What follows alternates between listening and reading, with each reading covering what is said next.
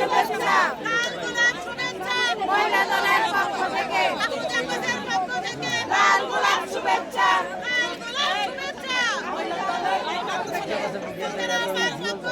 লাল গোলাপ শুভেচ্ছা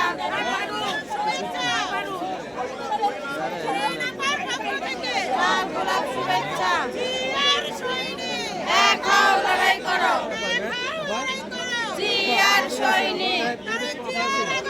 শুভেচ্ছা স্বাগত আরেক জিয়ার আগমন